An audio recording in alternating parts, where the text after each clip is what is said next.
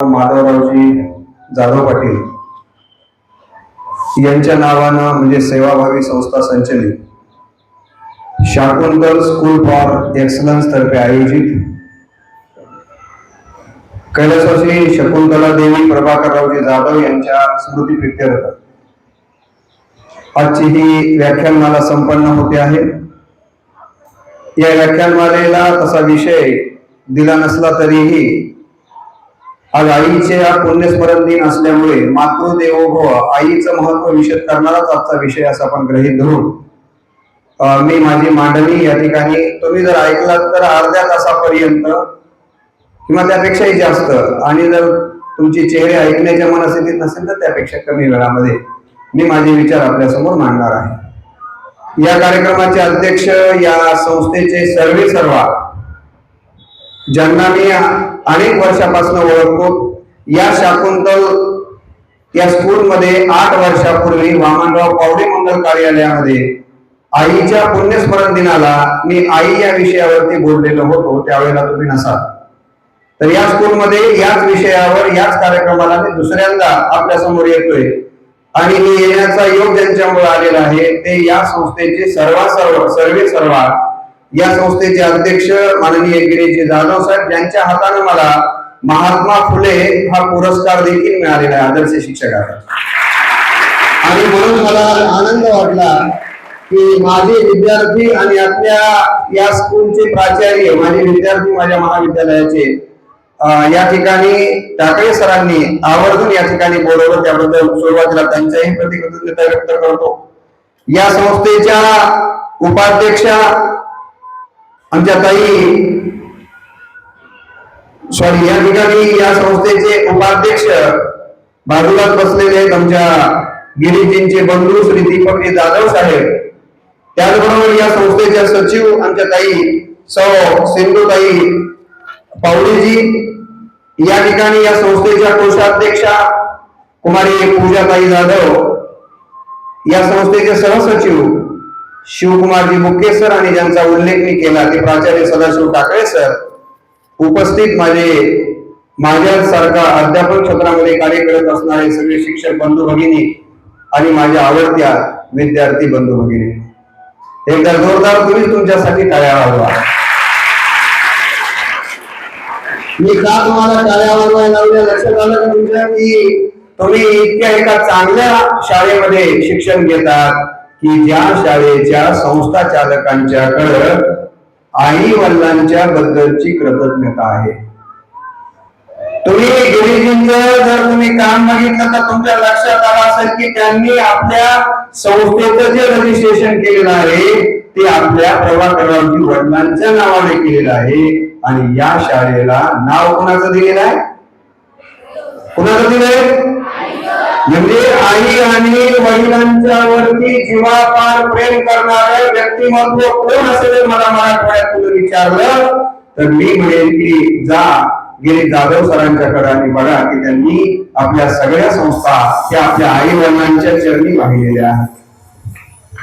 आणि म्हणून विद्यार्थी मित्रांनो, हिंदीचा प्राध्यापक आहे, मी वर्गामध्ये हिंदी शिकवतो।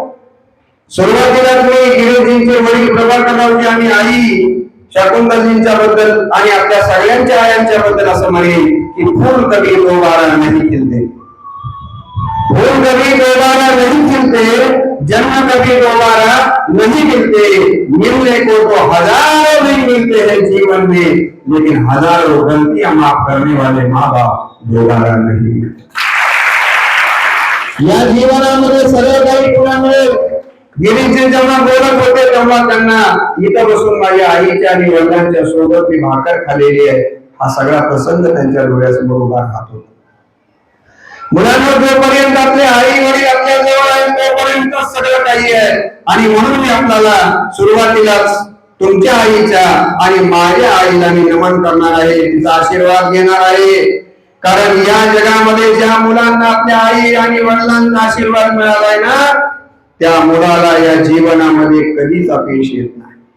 म्हणून मी पहिल्यांदाच माझ्या आईला इथूनच नमन करतो, तुमच्या आयांना देखील इथूनच नमन करतो, कुणाच्या आया असतील कुणाची आई नसतील त्यांना देखील नमन करतो, आणि त्या निमित्ताने हिंदीचा प्राध्यापक असल्यामुळे सांगतो की माँ का सिर पर हाथ हो तो तूफान भी डरता है, माँ का सिर पर हाथ हो तो तूफान भी डरता है, कश्ती चाहे मझधार में हो किनारा तब भी मिलता है, कश्ती चाहे मझधार में हो किनारा तब भी मिलता है, माँ के होते मिलती है जीवन में अद्भुत शक्ति, तीर्थ सारे छोटे हैं यदि मिल जाए माँ की भक्ति, माँ का एक आशीष, माँ का एक आशीष सहस्त्र शस्त्रों से भारी है, युद्ध कितना भी कठिन हो फिर भी जीत हमारी है, फिर भी जीत हमारी है। ही ताकद आईच्या आशीर्वादामध्ये असते। आणि आता सरांनी सांगितलं गिरीजींनी की या जगामध्ये प्रत्येक मुलावर त्यांनी सांगितलं की मी शाळा काही फक्त फीस जास्तीत जास्त मिळावी यासाठी काढलेली नाहीये। त्यांच्या डोक्यामध्ये हा विचार आहे की माणूस श्रीमंत त्याच्याकडे कार आहे म्हणून नाहीये, तर माणूस श्रीमंत त्याच्याकडे संस्कार आहे म्हणून आहे।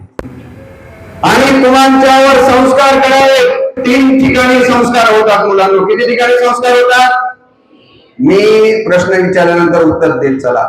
संस्कार हे प्रत्येक व्यक्तीवर 3 ठिकाणी होतात।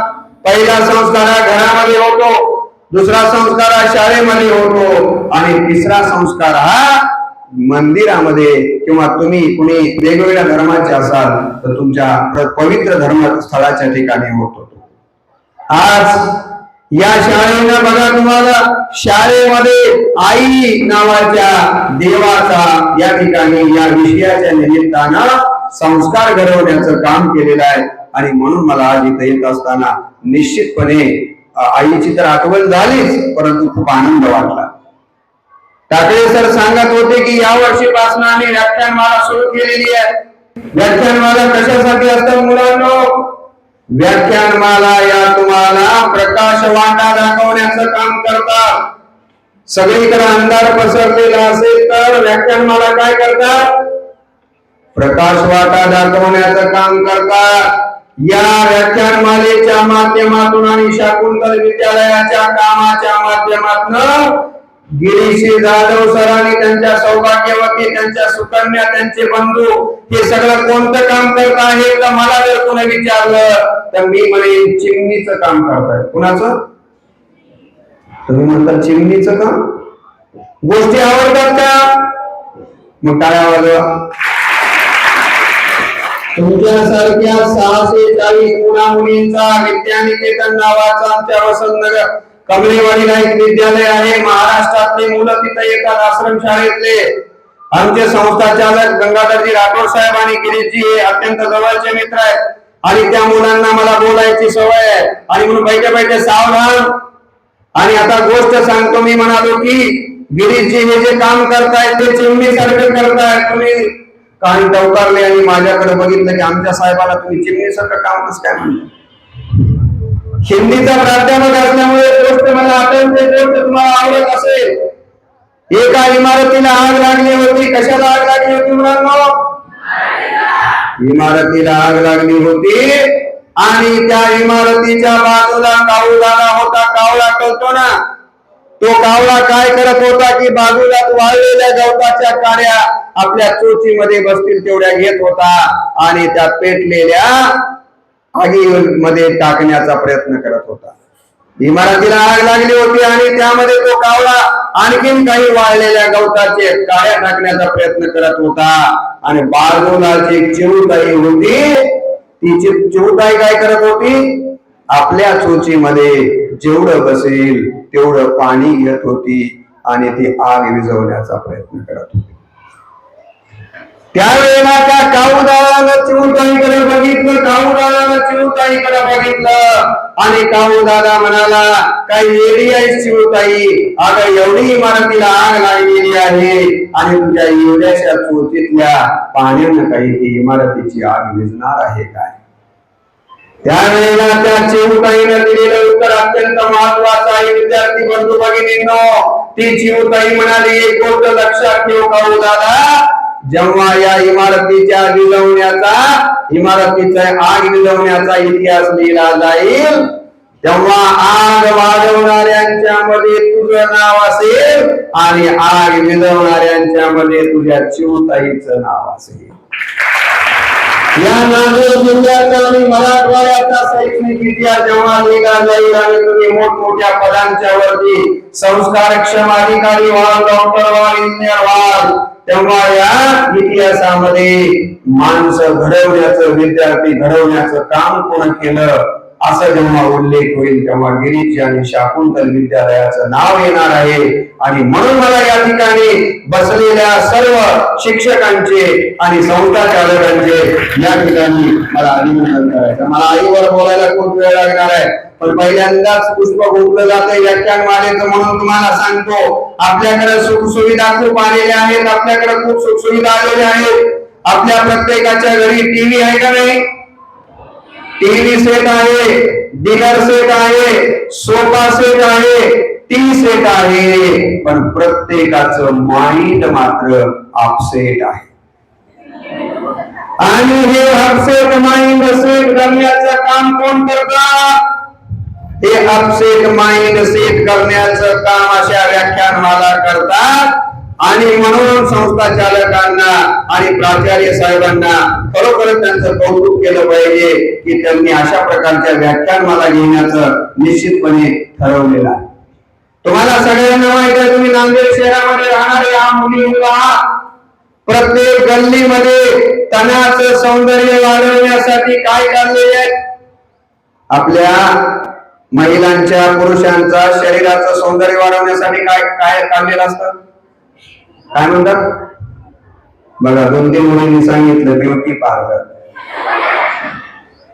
तनाचं सौंदर्य वाढवण्यासाठी तुम्ही जर नांदेड शहरामध्ये फिरलात तर प्रत्येक नगरामध्ये तुम्हाला 10-15 घराच्या बाजूला ही तनाचं सौंदर्य वाढावं म्हणून ब्युटी पार्लर दिसतील. पण मनाच्या सौंदर्याचं काय? मी नेहमी तनाच्या सौंदर्याबद्दल विरोधाने म्हणत असतो, काही काळा कलर केसांना, पांढरी पावडर तोंडाला, नेल पॉलिश नकांना, लिपस्टिक ओठांना, करे नाही बायको आहे की रंगाचा कारखाना. विरोधाने म्हणत असतो, सांगण्याचा उद्देश माझा एवढाच आहे की तुम्ही तुमच्या तनाचं, शरीराचं सौंदर्य वाढवण्यासाठी आपण ब्युटी पार्लर वाढवले, मनाच्या सौंदर्याचं काय? आणि हे मनाचं सौंदर्य जर कुठं घडत असेल तर शाळेतल्या अशा उपक्रमांच्या मधनं घडत. आणि म्हणून मला या व्याख्यानमालेबद्दल पहिल्यांदा बोलणं महत्वाचं वाटलं. आजचं युग हे कसं आहे तुम्हाला माहिती आहे? आजचं युग हे एलपीजीचं युग आहे. कोणतं युग आहे? कोणाला एकदा बसलेल्यांच्या पैकी एकाला सांगता येईल का एलपीजीचा लॉंग फॉर्म? एलपीजी म्हणजे काय? एखाद्याने सांगा, कोणातरी पटकन सांगा, आपल्याकडे वेळ कमी नाही सांगताय ना. एलपीजीचं युग असं मी म्हणालो. एल म्हणजे लिबरलायझेशन, पी म्हणजे प्रायव्हेटायझेशन आणि जी म्हणजे ग्लोबलायझेशन. तुम्ही गॅस म्हणला असता नाही तर. लिबरलायझेशन, प्रायव्हेटायझेशन आणि ग्लोबलायझेशनचं म्हणजे त्याला मराठीमध्ये खाऊच्या धोरण म्हणतात. खाजगीकरण, उदारीकरण आणि जागतिकीकरणाचं हे युग आहे.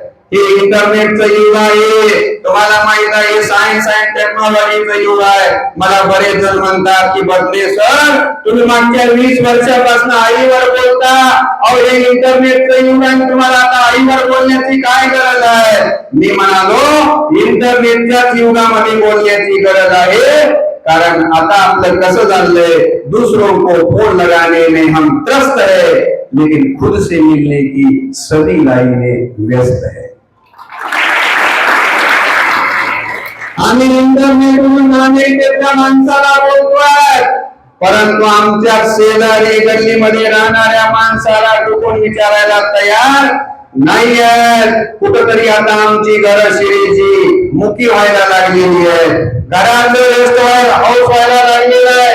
घराची धर्मशाळा व्हायला लागलेली आहे. बाप एका रस्त्याने मध्ये आला की पोरगा दुसऱ्या रस्त्याने बाहेर जातो.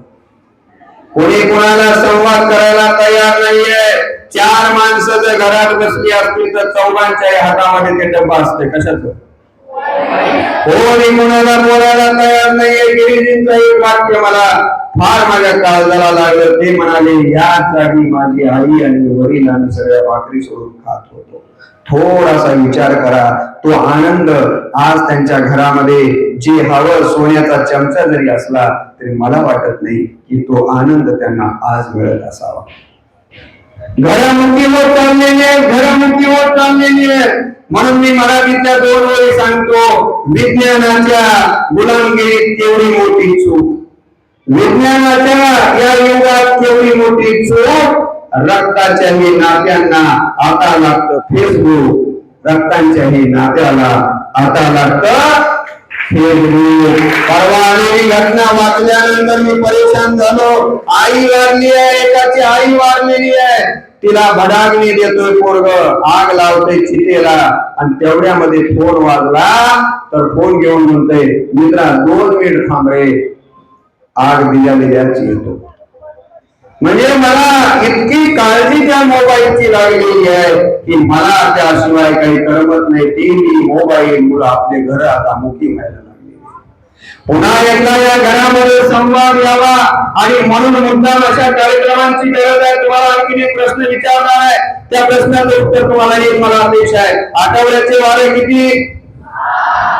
बरोबर सांगा. आठवड्याचे वारे किती? मी म्हणतो आठवड्याचे वार 8.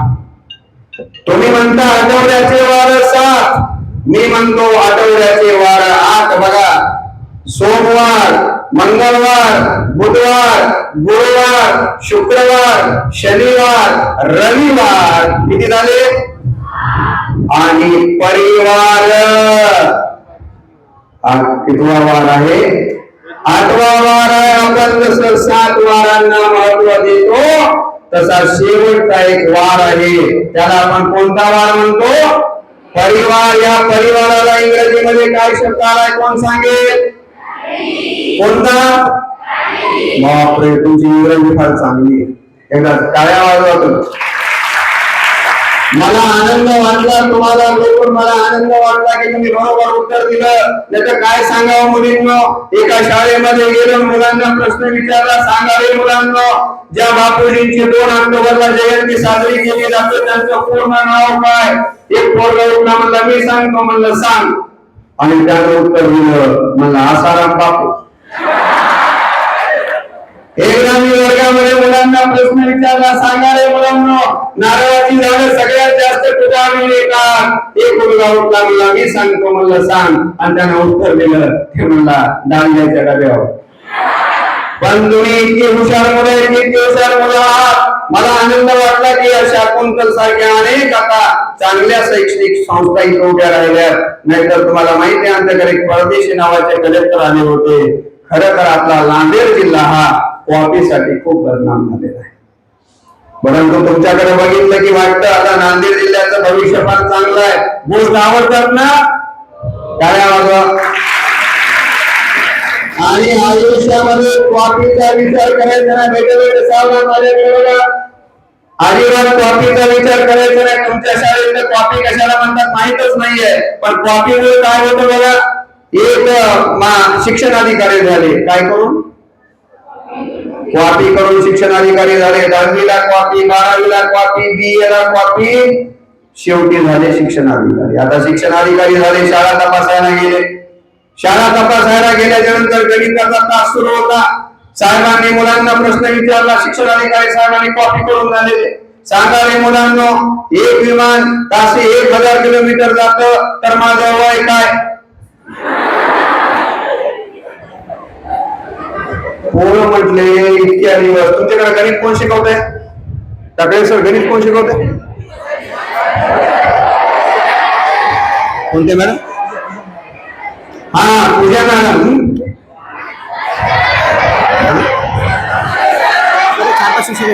चालेल चालेल, तुम्ही तुमच्या शिक्षकांचं नाव घेणार जे असतील ते. आता काय नाही, अनेक जण गणित शिकवत असतील ना. तर शिक्षक गणिताचं पिरियड चाललेला होता. कॉपी करून शिक्षणाधिकारी झाले आणि त्यांनी मुलांना प्रश्न विचारला, सांगा रे मुलांना, एक विमान ताशी 1000 किलोमीटर जातं, तर माझं वय काय? पोरांना काही कळेना आता उत्तर काय द्यावं. गणिताचे शिक्षक सुद्धा म्हणाले एमएससी इतक्या गणित मध्ये पास झालो, पण असलं गणित कधीच आपण बघितलं नव्हतं बाबा. आता काय करायचं. प्रत्येक शाळेमध्ये काही आगाऊ पोर असतात. तसा त्या वर्गामध्ये एक रामराव नावाचा पोरगा आगाऊ होता. आणि आगाऊ पोर काही पुढे बसतील का? माझा बसलेला होता. गणिताच्या शिक्षकांना वाटलं कोणतरी उत्तर दिलं तर बरं होईल, नाहीतर आपली बेइज्जत व्हायची. तेवढ्यामध्ये रामराव जे मागे बसले होते त्यांनी हळू मानवरी केली.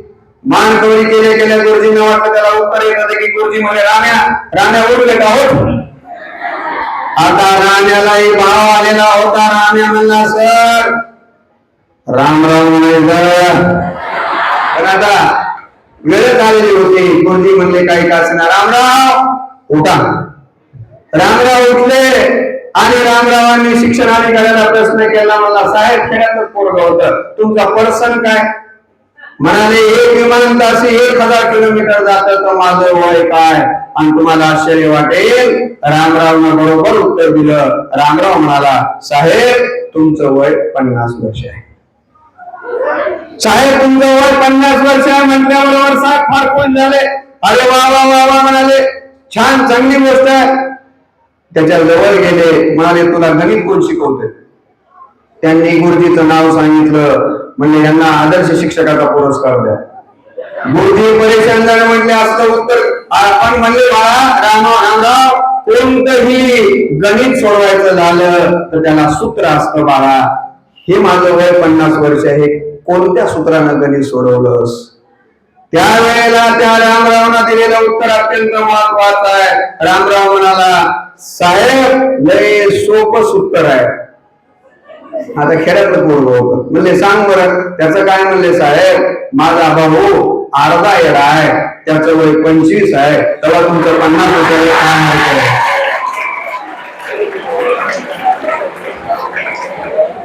बघा बरं किती आनंद वाटला तुम्हाला. थोडस मला थोडीशी काही इंजेक्शन द्यावं म्हणून म्हटले. गाड्या वाजवा एकदा. यानंतर कधी तुम्हाला जर विचारलं आठवड्याचे वारे किती तर किती सांगायचे? 7 सांगायचे नाहीये. रविवार, सोमवार, मंगळवार, बुधवार, गुरुवार, शुक्रवार, शनिवार हे 7. आणि परिवार हा 8वा वार आहे. आणि त्याला फॅमिली म्हटलं गेलेलं आहे. इंग्रजीमध्ये फॅमिली शब्द उगेच फानीला झालेला नाही दुःख सर. त्या प्रत्येक शब्दाचा अर्थ बघा. फॅमिलीचं स्पेलिंग माहिती आहे तुम्हाला?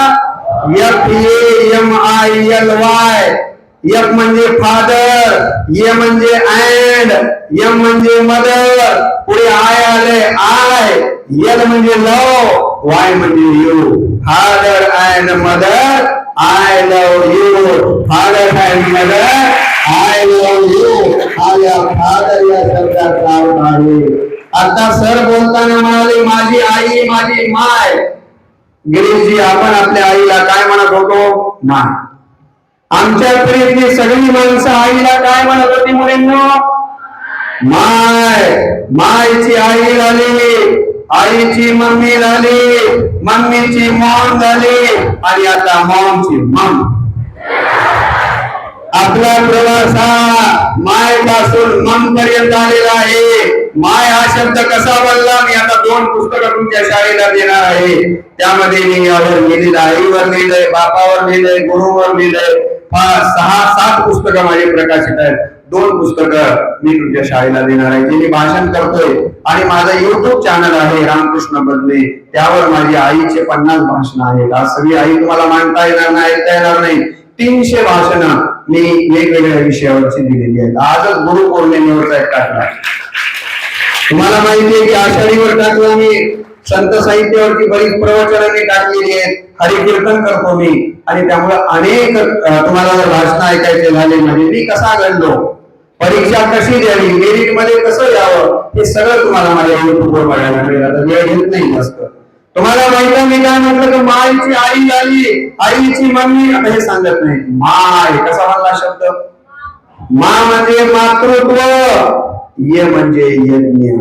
मातृत्वाचा यज्ञ जिच्या ठिकाणी 37 सुरुवात होताकडे सर तिला काय म्हणतात? माय. तुम्ही घरी गेल्यानंतर प्रॅक्टिस करून बघा. आमच्या इथं आई बसलेली आहे. माय म्हणताना काय होतं?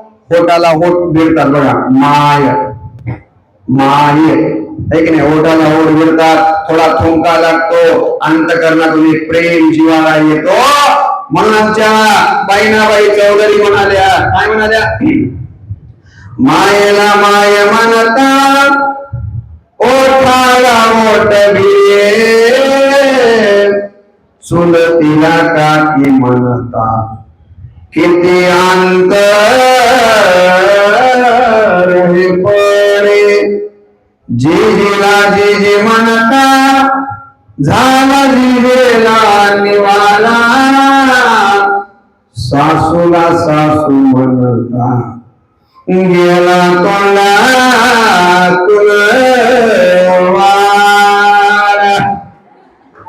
बघा, माय म्हटल्यास आणि सासू म्हणा सा त्या टायर मध्ये खेळात बसावा, आवाज आलो सा मायेला माय म्हणता, ओठाला ओठ भिडे, सुलतीला काकी म्हणता, किती अंतर हे पडे. आवडतात टाळ्या वाजवून. काय असतं की हिंदीचा प्राध्यापक आहे असं म्हणतात की बडा महत्व है, बड़ा महत्व है, बगीचे में मालिका, पुलिस डिपार्टमेंट में गाली का, ससुराल में. तुम्हाला आताच साडी पाहिजे का, तिकडे म्हणायला पाहिजे, तुम्हीच म्हणाला साडी का, म्हणजे तुम्ही हुशार आहात. बगीचे में मालिका, ओटों पर रानी का, पुलिस डिपार्टमेंट में गाली का, ससुराल में साली का, और प्रोग्राम में ताली का. आता मी बोलायला गेलो की खूप वेळ होतोय, मला वाटतंय आता किती वेळ झाला मला माहिती नाहीये. दिलेला वेळ संपलाय ना, हुशार कोण नाही म्हणाले. तुमचं कसं चाललंय, 2000 रस्त्याने चालले होते, कोणाचा कोणाला परिचय नव्हता, एकाना दुसऱ्याला विचारलं म्हणजे आपला परिचय, मला डॉक्टर आहोत, मग द्या की म्हणजे ऐकणार आहात का, नुसतं ऐकायचं नाही. लक्षात ठेवा, मी तुम्हाला सांगितलं की माय हा शब्द कसा म्हणला, मा म्हणजे मातृत्व, य म्हणजे यज्ञ, शब्द म्हणला आई, हा म्हणजे आत्मा, ही म्हणजे ईश्वरत्व, ईश्वरत्वाचा आत्मा ज्या ठिकाणी वास करतो तिला आपण आई असं म्हणतो. शब्द म्हणलाय मम्मी, कसा म्हणला शब्द ते सुद्धा तुम्हाला सांगतो. पहिल्या यमचा अर्थ आहे मा, यूचा अर्थ आहे यू, तिसऱ्या यमचा अर्थ आहे मी, चौथ्या यमचा अर्थ आहे मोर, आणि वायचा अर्थ आहे इयर्स. मा you new mini more years हा मम्मी या शब्दाचा अर्थ आहे. शब्द म्हणलाय बाप, कसा म्हणला शब्द बाप, बा म्हणजे बाहेर, प म्हणजे पडणारा. मुलीचं योग्य वयामध्ये लग्न व्हावं, लेकराला योग्य स्थळ मिळावं, मुलगी शिकून मोठी व्हावी, मुलगा मोठा व्हावा, ही जबाबदारी पार पाडण्यासाठी पहाटे 5 पासून रात्री 11-12 पर्यंत बाहेर पडतो तो बाप. शब्दांचे अर्थ लक्षात घ्या. तुम्हाला स्त्रियांना महिला म्हटलं जातं, का शब्द तयार झाला, म म्हणजे महत्वाकांक्षी, ही म्हणजे हिताकांक्षी, ला म्हणजे लाजरी. महत्वाकांक्षी, हिताकांक्षी आणि लाजरी असते तिला आपण महिला म्हणतो, जरा गडबडीने बोलतो. शब्द बनला युवक, ही म्हणजे युक्ती, व म्हणजे वक्तशीरपणा, क म्हणजे कर्तव्य पार पाडण्याची भावना. युक्ती, वक्तशीरपणा आणि कर्तव्य पार पाडण्याची भावना ज्याच्या ठिकाणी असते त्याला आपण युवक असं म्हणतो. शब्द बनलाय भारत, भा म्हणजे तेज, रथ म्हणजे प्रेम करणारे, तेजावर प्रेम करणारी माणसं ज्या देशात राहतात, म्हणून तमसोमा. शब्द बनलाय विद्यार्थी, विद म्हणजे जाणीव, आरती म्हणजे प्राप्त करणारा, जाणीव प्राप्त करणारा जो असतो त्याला आपण विद्यार्थी म्हणतो. शब्द बनलाय पालक, पा म्हणजे पालन पोषण करणे, ल म्हणजे लक्ष ठेवणे, क म्हणजे कर्तव्य पार पाडणे, पालन पोषण करणे, लक्ष ठेवणे आणि कर्तव्य पार पाडण्याची भावना ज्याच्या ठिकाणी त्याला पालक म्हणतो आपण. शब्द बनलाय शिक्षक, शी म्हणजे शिस्त, क्ष म्हणजे क्षमता, क म्हणजे कर्तव्य पार पाडण्याची भावना. शब्द बनलाय गुरुजी, गु म्हणजे गुणात्मकता, रू म्हणजे रुजवितो, जी म्हणजे जीवनात, जीवनात गुणात्मकता रुजवितो त्याचं नाव गुरुजी. शब्द बनलाय मास्तर, आपण मास्तर म्हणतो. मास्तर कसा बनला हा शब्द, मास्टर, मा म्हणजे मास्टर या शब्दाचा अर्थ बघा, जिसके पास माँ का स्थल होता है उसे मास्टर कहा जाता। आता बरेच शब्द त्या पुस्तकामध्ये मी प्रकरणच लिहिलेलं आहे, आपल्याकडे वेळ नसल्यामुळे मी सांगत नाही, तुम्हाला आवडायला म्हणून थोडं पुढचं बोलतो. शब्द म्हणलाय सासू. कोणता म्हणलाय? कसा म्हणला हो शब्द? सा म्हणजे सारख्या आणि सू म्हणजे सूचना. जी बाई घरामध्ये सारख्या सूचना देते तिचं नाव पोरायली पडलं बघा, पोरायली. मग एका मुलाने गिरीजी मला प्रश्न विचारला, सून म्हणजे काय? पोरं हुशार असतात. म्हणजे सर सून या शब्दाचा अर्थ सांगा बरं. मी थोडा विचार केला, म्हणलं खरा शब्द कसा बनला असेल? सू म्हणजे सूचना, न म्हणजे काय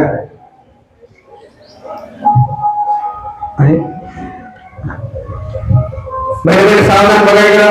सू म्हणजे सूचना आणि न म्हणजे ज्या बाईला घरामध्ये सूचना नको असतात तिचं नाव या सगळ्या सुनांना पडलं.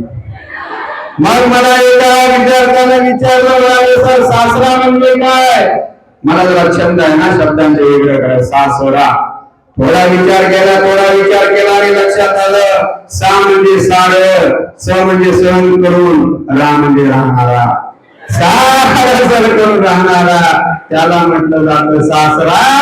असे खूप माझ्याकडे आहे. वेळ आपला आईकडे तर आपल्याला यायचंय. मी तुम्हाला मुद्दाम सांगितलं गिरीजीच्या शब्दावरती बोलतोय. माय कसा शब्द बोलला, प्रत्येक शब्द बोललाय की नाही, त्याच्या पाठीमाग काही ना काही अर्थ आहे, लक्षात घेतलं पाहिजे तुम्ही. आता चला आपण आईकडे येऊया.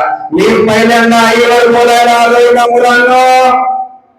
5000 वर्षापूर्वी सर्वात प्राचीन धर्म असलेल्या हिंदू धर्मानं किती देव सांगितले तुम्हाला सांगता येईल? अरे बाबा, तुम्ही 21व्या शतकातली मुलं आहात, शाकुंतल मधली मुलं आहात. 33 कोटी म्हणायचं नाही. तुम्ही तेवढं आम्हाला येड्यात काढायला पाहिजे. जुन्या लोकांना एवढे कुठं देव असतात का म्हणून. आणि तुम्ही 33 कोटी देव म्हणल्यास कसं व्हावं? आज सांगतो ती लक्षात ठेवा संख्या. हिंदू धर्मानं 5000 वर्षापूर्वी किती देव सांगितले? माझ्या हाताकडे लक्ष ठेवा. किती? 5 देव सांगितली. सांगतो लक्षात ठेवा. पहिला देव सांगितला मातृदेवो भव, दुसरा देव सांगितला पितृदेवो भव, तिसरा देव सांगितला आचार्य देवो भव, चौथा देव सांगितला देवो देवो भव आणि 5वा देव सांगितला अतिथी. किती देव सांगितली? तुमच्या मुद्द्या लेकर विचारले तर 5 म्हणायचं. नाही तर आमच्या हिंदू धर्माला लोक नाव ठेवतात काय म्हणत, कुठं 33 कोटी देव असतात का? 33 कोटी देवाचा अर्थच आपल्याला कळला नाही. संख्येनं तिथं त्याकडे बघायचं नाहीये. आणि आता तुम्ही शिकलेल्या या इंटरनेटच्या युगातल्या मुलांना जर विचारलं किती देवाचा 5 देव म्हणून सांगायचे. मी बौद्ध धर्माचा अभ्यास केला. बौद्ध धर्माचा तुम्ही बघा, हिंदू धर्माला पहिला देव कुणाला मानलं? मातृदेवो भव. या जगामध्ये गिरीजी म्हणाल्याप्रमाणे सगळ्यात श्रेष्ठ आणि पहिला देव जर कोणता असेल तर तुमच्या घरामध्ये असलेली तुमची आई आहे. तुमच्या घरामध्ये असलेली तुमची आई आहे. याशिवाय या जगामध्ये दुसरा पहिला देव कोणता नाही. म्हणतात ना, आई सारखे दैवत साऱ्या जगतावर नाही. दुसरा देव सांगितला पितृदेवो भव. दुसरा देव सांगितला. मी बौद्ध धर्माचा अभ्यास केला. बौद्ध धर्मामध्ये सांगितलंय मातृपितृ पठानम पुतदारस्य संगमो. बौद्ध धर्म देखील म्हणतो या जगामध्ये आई वडिलांसारखा श्रेष्ठ धर्म दुसरा कोणताच नाहीये किंवा श्रेष्ठ कोणतंच काम नाहीये. मी इस्लाम धर्माचा अभ्यास केला. इस्लाम धर्माचा अभ्यास केला. मोहम्मद पैगंबरांनी काय सांगितलं? माँ बाप राजी तो अल्लाह राजी. माँ बाप के चरणों के नीचे ही जन्नत है. स्वर्ग कुठं आहे? आई वडिलांच्या पायाजवळच आहे. म्हणून मी नेहमी सांगतो, अनेक भाषणांच्या मध्ये आईवर मी महाराष्ट्रामध्ये 1000 भाषणं दिली आणि प्रत्येक ठिकाणी सांगतो. माझ्या विद्यार्थी बंधू भगिनी तुम्हाला देखील सांगणार आहे, तुम्ही शिखर शिंगणापूरला गेला नाही, शिर्डीला गेला नाही, पंढरपूरला गेला नाही, तिरुपतीला गेला नाही तरी चालेल. तुमच्या घरामध्ये तुमचे आई वडील आहेत ना, त्यांच्या पायाचा स्पर्श केला की तुम्हाला सगळ्यात मोठं पुण्य मिळतं. तुम्हाला सगळ्यांना गणपतीची कथा माहिती आहे. आमच्या पावडे जाधव काही नाही माहिती. गणपतीची कथा माहिती आहे ना तुम्हाला. प्रथमला प्रदक्षिणा घालण्याची शर्यत लागली आणि त्या शर्यतीमध्ये पहिला नंबर कुणाचा आला? कशामुळे आला? कारण सगळे देव आपापल्या वाहनावर बसून पळू लागले. पण गणपतीनं काय केलं? बाजूला महादेव पार्वती होते, त्यांना प्रदक्षिणा केली आणि सांगितलं, विक्री माझा विजय झाला, मी जिंकलो. ही आपल्याकडे अनेक वेळेस कथा सांगितली जाते, बरोबर आहे की नाही? आणि म्हणून आमचा बौद्ध धर्म देखील सांगतो, की हिंदू धर्म देखील सांगतो, ख्रिश्चन धर्मानं ते सांगितलं, इस्लाम धर्मानं ते सांगितलं. एवढंच नाही तर संतांचं साहित्य बघा. माझ्या युट्यूबवर मी अनेक प्रवचन माझी टाकलेली आहेत. 207व्या ओळीमध्ये ज्ञानेश्वरीच्या 17व्या अध्यायातल्या ज्ञानेश्वर माऊलींनी काय सांगितलंय बघा. माऊली म्हणतात, सकल तीर्थांची धुरी जिये का माता पितरे, तये सेवेशी कीर शरीरे लोण कीजे. माऊली म्हणतात की सगळ्यात मोठे तीर्थक्षेत्र आपल्या घरात जर कोण असतील तर ते आपले आई वडील आहेत. तुकाराम महाराज हे बहुजनांचं प्रतिनिधित्व करणारे संत. तुकाराम महाराजांना विचारलं, महाराज आम्ही कोणत्या तीर्थाला जावं आणि कोणाची पूजा करावी सांगा ना. तेव्हा तुकाराम महाराजांचा एक प्रसिद्ध अभंग आहे, तुम्हाला सगळ्यांना पाठ पाहिजे. काय म्हणतात महाराज?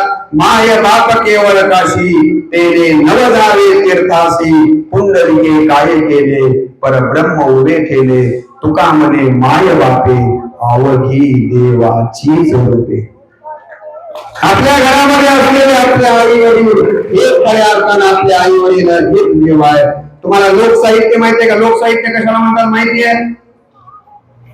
मराठीच्या प्राध्यापकांना आणि आमच्या शिक्षक बांधवांना असेल, लोकसाहित्य म्हणजे एका मंचावर बसलेल्या आमच्यापैकी बऱ्याच जणांना माहिती आहे. लोकसाहित्य म्हणजे पूर्वीच्या काळात आमच्या माया जात्यावर लोऱ्या म्हणायच्या, आहे की नाही? खेड्यामध्ये शेतात काम करताना आमची माणसं काही गीत म्हणायचे, त्याला लोकगीत असं म्हणतात. आईचं वर्णन गिरीजी लोकसाहित्यामध्ये मोठ्या प्रमाणावर आलेलं आहे. जात्यावरच्या ओळी ऐकता का? काही बोलू जात तरी कळतंय का? बघितलंय? आमच्या मायेच्या जात्यावर पहाट उठायची आणि आईचं वर्णन करायची. बघा काय म्हणायची, तोंडाला लागे तोंड. तुम्हाला ऐकायला कधी मिळत नाही म्हणून मुद्दाम घ्या ऐकवलं बरं. तोंडाला लागे तोंड, तोंडाला लागे फुका, निमंत माझ बाळ मी घेते त्याचा मुका. तोंडाला लागे तोंड, मला मुक्याच लाई आग, माझ्या बाळाचा मुका जेला परी सगवार. कळाले की काय कोण सांगायला होते? नाही माझ्या पोरी. ती माय म्हणते, माझ्या लेकराला एका दिवशी माझ्या मास्तरानं छडी मारली, लेकरू लाल बुंद हात घेऊन घरी आलं, त्या आईने भ्रष्टाचार केला. बघा ती ओळी म्हणताना काय म्हणते, शाळेच्या मास्तराला देव केला मिसाळी भात, नका छडी मारू माझ्या बाळाचा कवळा हात. काय आईचं मुलीवर प्रेम आहे, मुलावर प्रेम आहे. आता जाता जाता सांगून जातो, या जगामध्ये आई वडिलांवर, बार्शीकर मॅडम, या जगामध्ये आई वडिलांवर सगळ्यात जास्त प्रेम कुणाचं? मला जर कोणा विचारलं या जगामध्ये आई वडिलांवर सगळ्यात जास्त प्रेम कुणाचं आहे म्हणून तर मी म्हणतो आपल्या पोटाला आलेल्या मुलीचं आहे. मुलीचं जेवढं माय बापावर प्रेम आहे या जगामध्ये दुसरं कुणाचंच नाही. गिरीजी, मला 2 मुली आहेत, मला 2 मुली आहेत. दोन्हींची वेगळं झालेली, एक लातूरला राहते, एक उदगीरला राहते. दररोज माझ्या बाईने तिचे 2 वेळेस फोन येतात, पिताजी कसे आहात? म्हणलं बाळा छान आहे. नाही पिताजी, तुमचा आवाज बदललाय, तब्येत बरोबर नाही का? कुठं आहात? म्हणलं शाकुंतल शाळेमध्ये भाषणाला गेलोय, जास्त फिरत जाऊ नका हो, औषध पाहिले, ताप आहे तुम्हाला, तब्येतीची काळजी घ्या. बाय लेकीचं जेवढं या प्रेम आहे तेवढं या जगामध्ये दुसरे कुणाचंच नाहीये. म्हणून पोटाला मुलगी आली म्हणून अजिबात वाईट म्हणायचं नाही आणि पोट आलं म्हणून पोटाला पेढे वाटीत फिरायचं नाही. माणसं म्हणजे वंशाचा दिवा. म्हातारपणाला तुम्ही दाढी दिवा गाडीत तेव्हा कळ कसला दिवा निघाला. आणि म्हणून बायले काय म्हणते बघा, शाळेच्या मास्तरांनी सांगितलं सुखाला भरतार. आई सांगते मुलीवर संस्कार करते. काय म्हणते बघा, सुखाला भरतार दुखाला माऊली सुख वाट जीवा गार उमराची सावली. लेकीचा जन्म जसा गाजरात वापा येत माय बापा पाणी देऊन काय नापा. लेकीचा जन्म कोण्या घाटाला येण्या देवा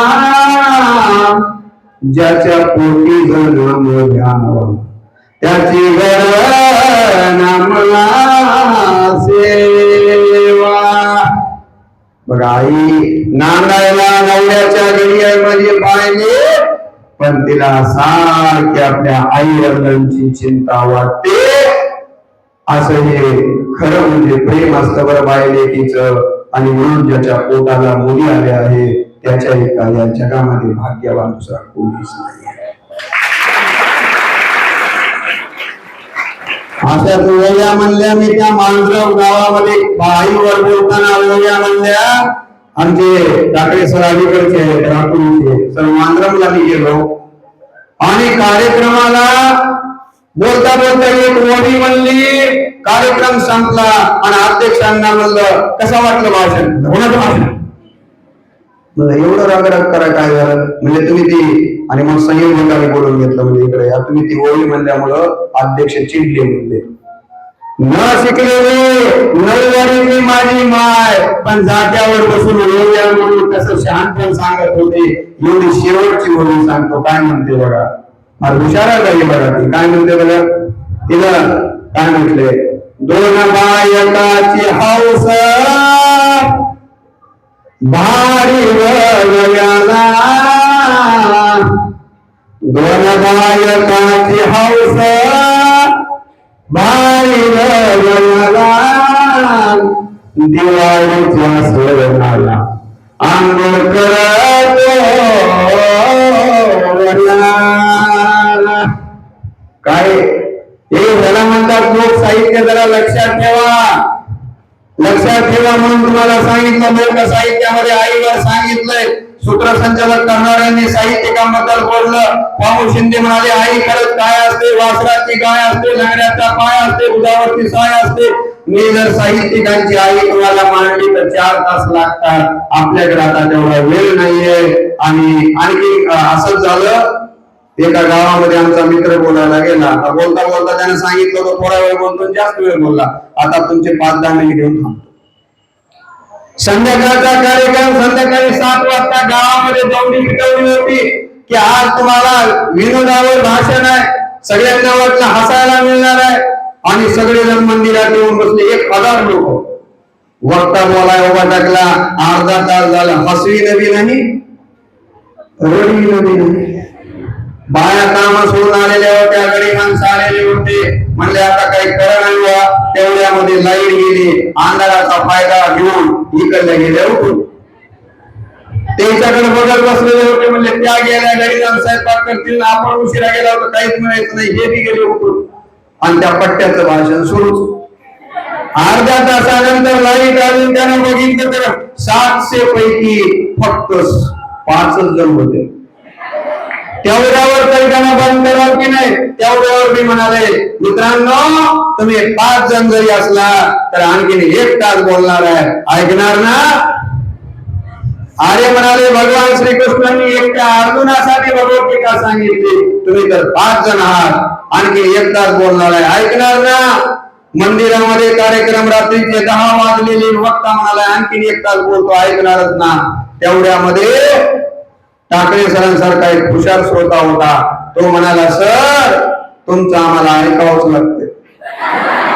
टाकेपणासारखा हे हुशार श्रोता होता. तो म्हणाला सर तुमचं आम्हाला ऐकावंच लागतंय. वक्ता म्हणाला कसं काय? त्याचं काय म्हणले सर आम्ही ह्याच मंदिरात झोपाय असता. तुमचं झाल्याशिवाय काय आम्हाला झोपाय मिळत. तसं तुम्ही म्हणता आता ऐकावंच लागेल. ही वेळ तुमच्यावर नक्कीच येऊ देणार नाहीये. आई काय करते याबद्दल माझ्या आईचं देखील उदाहरण देईल. मुलांना बैठे बैठे सावधान. मी 8व्या वर्गामध्ये शिकायला होतो. कितव्या वर्गामध्ये? 8व्या वर्गामध्ये 8व्या वर्गामध्ये शिकायला होतो. घरामध्ये अभ्यास करत बसलो होतो. लाईट गेल्याबरोबर माझ्या आईनं दिवा लावून माझ्या जवळ ठेवला. माझ्या तोंडावर आणि डोक्यावर हात फिरवला आणि माझी माय म्हणाली बघ बाळा शिक. आणि शिकून तो आया दे का लई उजेड पडू दे माय. माझ्या आईच्या हातरूपी परिसाचा स्पर्श माझ्या शरीराला झाला आणि माझं सोनं झालं. मी त्या दिव्याच्या उजेडावर अभ्यास करतोय अर्धा एक तास. तेवढ्यामध्ये फक्त लाईट आली. लाईट आल्याबरोबर माझी माय माझ्या जवळ आली. तिनं माझ्या तोंडावर डोक्यावर हात फिरवला आणि माझी माय म्हणाली बघ बाळा शिकलेल्या माणसाचा उजेड त्या लाईटीच्या बल्बासारखा नाही फडफडतय माय. नाही शिकलेल्या माणसाचा उजेड या दियासारखा कमीच राहतय माय. तेव्हा तू लई शिकल तुला लाईटीच्या बल्बासारखा लई खूप उजेड होतो. माझ्या शिक्षक आईनं 8व्या वर्गामध्ये मला शिक्षणाचा मंत्र दिला. त्या मंत्रानं एमएला 7 जिल्ह्यामध्ये हिंदी आयुष्यात पहिला बोलून मिळालं.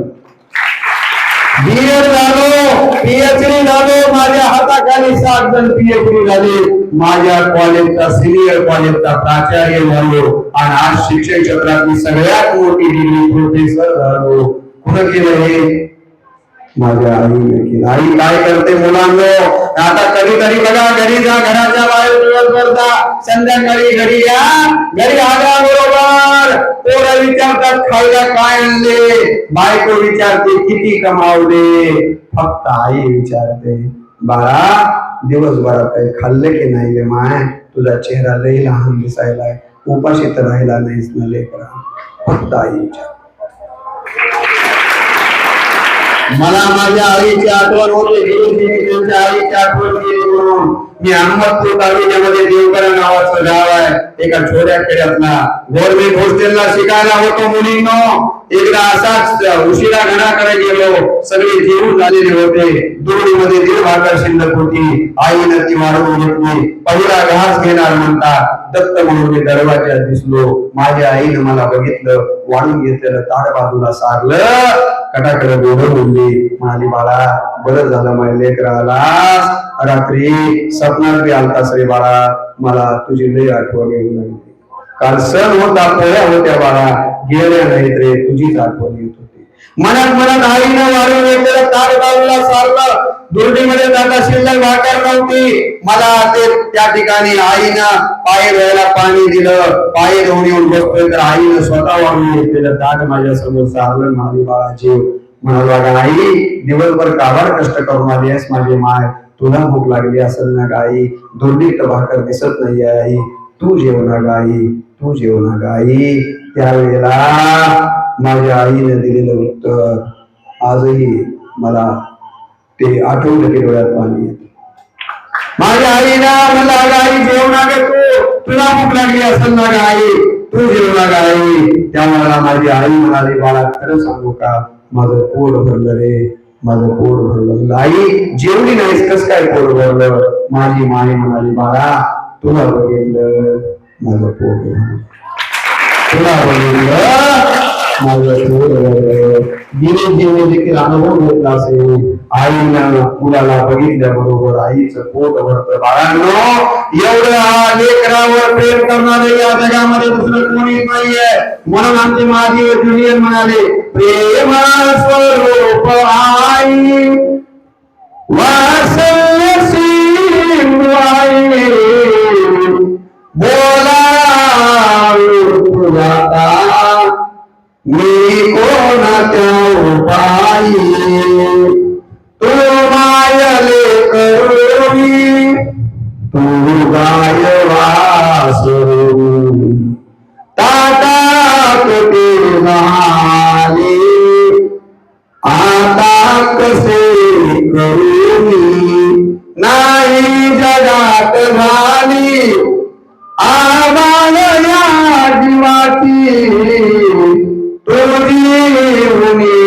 ती आई तुझी खूप आठवण होते ग. डोळे बंद करून ज्यांची ज्यांची आई गेली आहे त्यांनी विचार करावा, मनामध्ये लक्षात येईल की एकदा आई गेली, वडील गेले की या जगात आपलं कोणी राहत नाही. विशेषतः इथं बसणाऱ्या माझ्या बायलेकी आहे, यांचं माहेर कुठपर्यंत आहे हो ताई, पावले ताई, कुठपर्यंत माहेर आहे? जोपर्यंत आपले आई वडील माहेरामध्ये तोपर्यंत आहे. एकदा आई वडील गेले की या जगात तुमच्या तोंडावरून आणि डोक्यावर हात फिरवणार कोणीच नाहीये रे, कोणीच नाहीये. म्हणून कवी म्हणतो, चित्ती तुझी स्मरेना, चित्ती तुझी स्मरेना, काही चलू परे आई हरी मनोनी सोयीन जीवन. आई गेलीची म्हणत असतील, आज मला विद्या मिळाली, प्रतिष्ठा मिळाल्या, पैसा मिळाला आई, पण हे सगळं बघायला तूच नाहीस ना आई. 3 वर्षाखाली माझे वडील गेले, आजही मला ती आठवण आली. मी गावाकडे चाललोय म्हणून कळलं तर वडील त्या वाट्यावर बसायचे आणि त्यांना एवढा आनंद व्हायचा, आमचा रामकृष्ण येणार आहे, आमचा रामकृष्ण येणार आहे. आता मी गावाकडे जातो, कोण माझी वाट पाहत सांगावं. म्हणून कवी म्हणतो, विद्याधना प्रतिष्ठा लाभे आता मलाही, आई विना परी हा पोरका चराई, आई विना परी हा पोरका चराई. सारे मेरे परंतु, सारे मेरे परंतु आई पुन्हा भेटे, चितात माझा अखंड पेटे, चिताच चीती माझ्या अखंड पेटे. खूप बोलण्यासारखं आहे, परंतु वेळेचं बंधन पाळलं पाहिजे. साने गुरुजींचं उदाहरण तुम्हाला माहिती आहे की ना, गरीबी होती घरची. नानीमध्ये हा पांडुरंग आंघोळीला जातो आणि आईला म्हणतो, अगं आई, नानी पर्यंत काहीतरी अंतर ना ग, माझे पाय ओले आहेत, माझ्या पायाला मळ लागेल ना ग आई. त्यावेळेला साने गुरुजींच्या आईनं गरीबी होती जेवढं लुगडं फेरता येईल तेवढं फेरलं.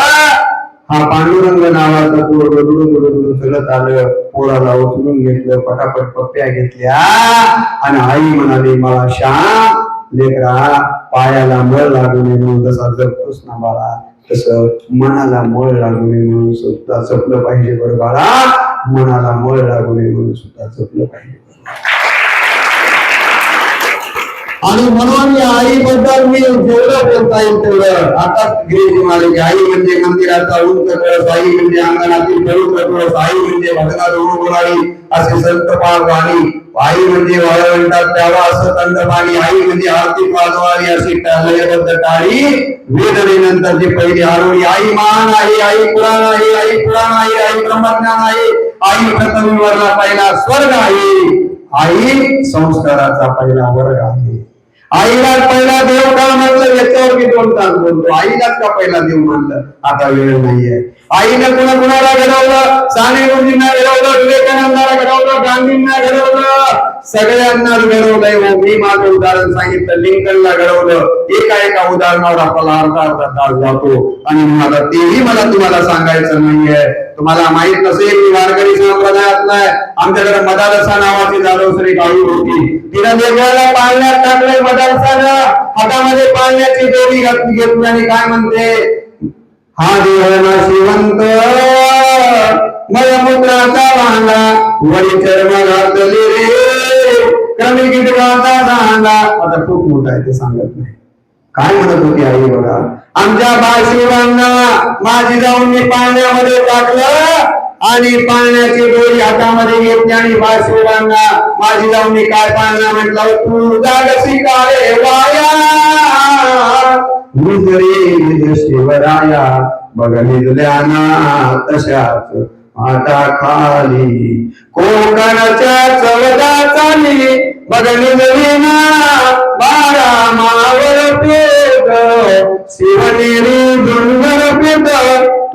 आईकडे सिद्धी जमान आईकडे आपल्याला खान पलीकडे मुलक मैदान हे आले रे बाळा तुळशी धराया निजरे शिवराया बाळा शिवा तुम्ही लहान आहे तो आराम करून घ्या तुम्हाला मोठं झाल्यानंतर या मुलांच्या विरोधामध्ये रात्र रात्र जागून काढायचा हा संस्कार माझी जाणगी हा शिवांच्या वरती केले म्हणून छत्रपती शिवाजी महाराज घडू शकले जे आज जगाचा त्यांच्याबद्दल मी नेहमी सांगत असतो त्यांच्याबद्दल मी नेहमी सांगत असतो की त्यांचं महत्व किती आहे आता त्याबद्दलच आपल्याकडे वेळ कमी आहे किंवा शिवजयंतीबद्दल आपण बोलत नाहीये तेलाशिवाय काय किंमत समईच्या या वातीला तेलाशिवाय काय किंमत समईच्या या वातीला पाण्याशिवाय काय किंमत भूमीच्या या मातीला धारेशिवाय काय किंमत तलवारीच्या पातीला आणि राजे छत्रपती शिवरायांशिवाय काय किंमत जगाच्या या मातीला